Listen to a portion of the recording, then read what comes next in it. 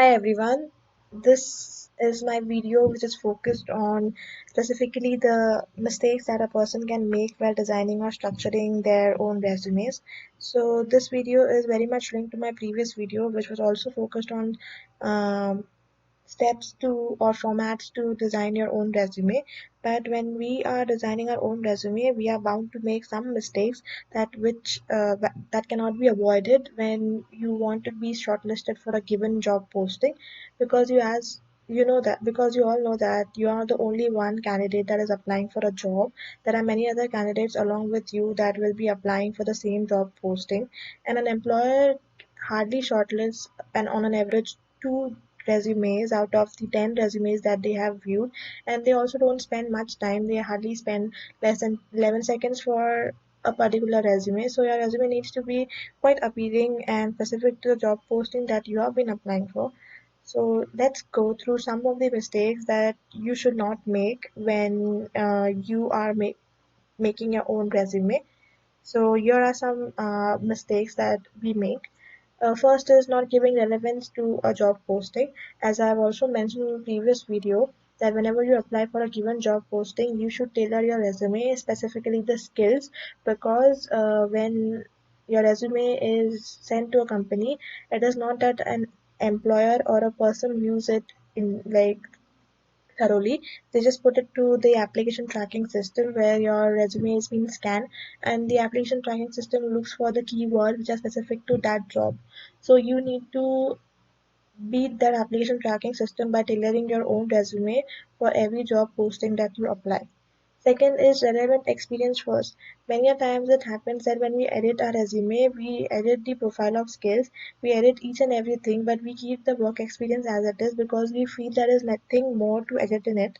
But if you're applying for some banking position and you have some bank related experience previously, so you should keep that experience first. It is not compulsory to keep your work experiences in a chronological order. If you're applying for a posting, it is obvious that the employer will review the first job experience that you have, and if it is in the related field, your chances to get hired are more. Third is general and soft skills should not be included directly. You can't just directly state any skills. You need to support those skills with an example or what you have done in your college or work life. Fourth is a very common thing, but yet very important. It is grammatical and spelling errors. So we as a human are bound to make small grammatical and spelling errors. There are also some sentence formation errors that can be found in resume. So you should be also careful about these things.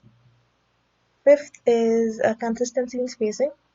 If you have single space the entire page, it should be same for the second page, and there should be no 1.5 spacing for some titles and 1.1 spacing for the other title. It should be consistent because this shows that your resume is carefully and properly formatted, and it is good when we view a particular resume. Next is do not include hobby section. As it is a professional resume, you're applying for a professional job posting, you don't need to include your hobby section over there. Second last is the resume length. Resume length, because it's most important, because some resumes tends to be very short and some tend to be very long. A resume should be maximum 2 page and minimum 1 page compulsory, because if you don't have a valid or a solid work experience, you need to have a resume at least of 1 page. And if you have a good 2 or 3 years of work experience, your resume can be a maximum of 2 pages, not more than that, and one separate sheet for the reference list, as I mentioned earlier also. Last is the profile picture. You don't need to include any profile picture of your own by on your resume, because it is completely based on what you do and not who you are as a person, maybe as whatever is your gender or how you're looking. It does not need to be put on a resume. If you want, you can also include a customized URL link of your LinkedIn profile on the header section, which gives the personal information about yourself. If the employer is interested in seeing you or maybe looking more for you, they can go to your LinkedIn profile. but make sure that your LinkedIn profile is also a professional and up-to-date profile. If it is not, you are not it is not compulsory to like include your customized LinkedIn URL on the header.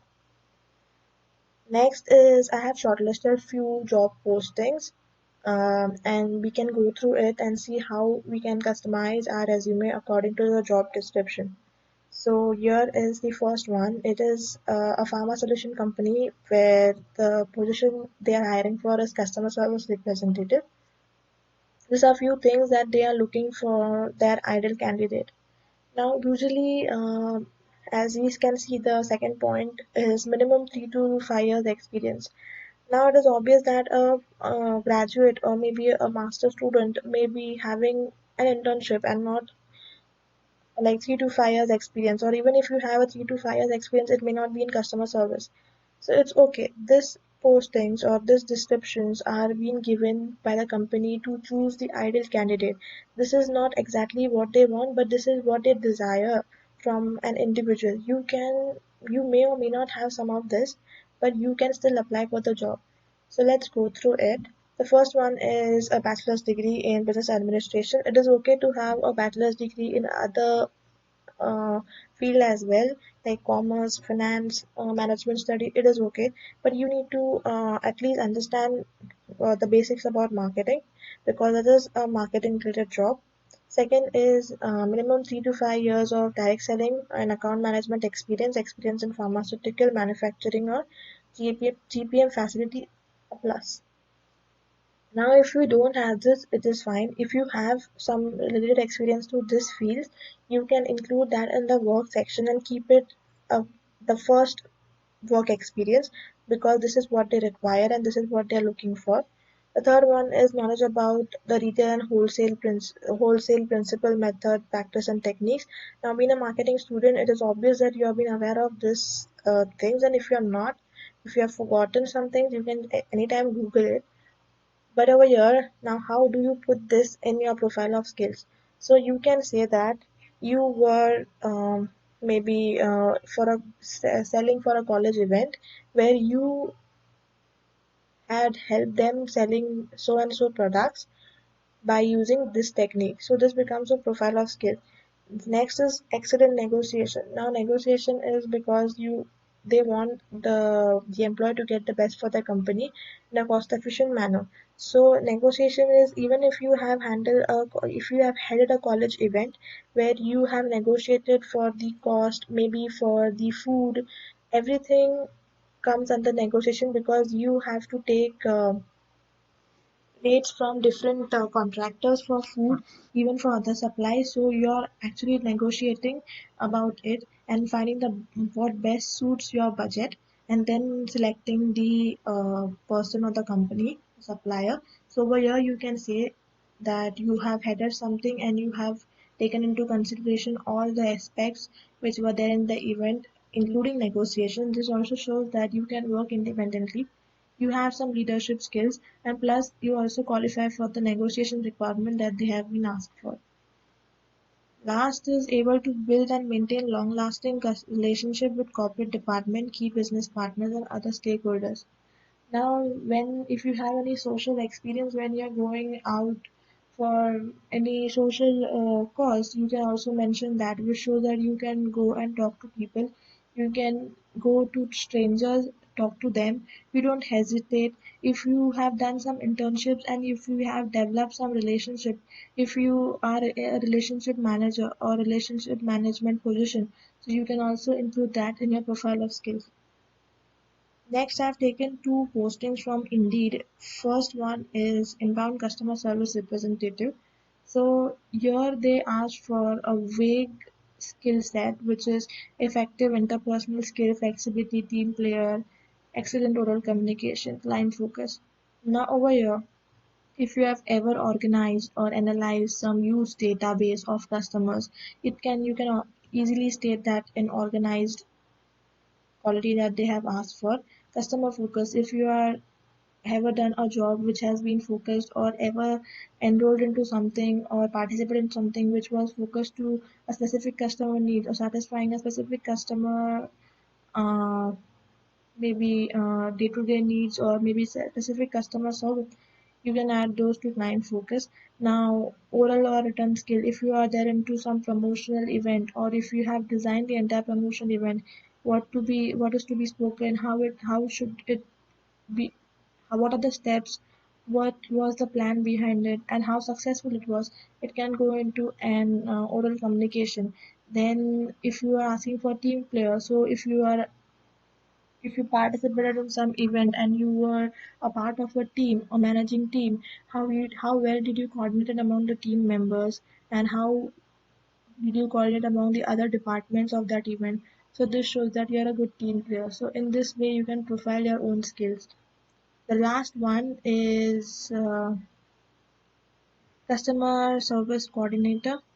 So here it requires a minimum 1 or 2 relevant experience in retail or service industry.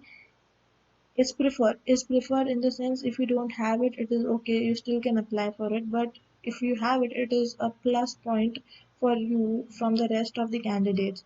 Then high school education or equivalent experience, obviously if you have a bachelor degree you qualify for this. Excellent problem solving and communication skills.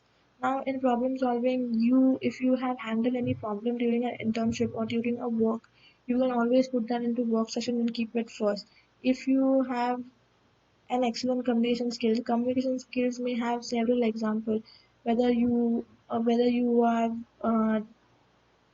have participated in some event, whether you approached some clients from your company, like you were the spokesperson for your company to sell a product.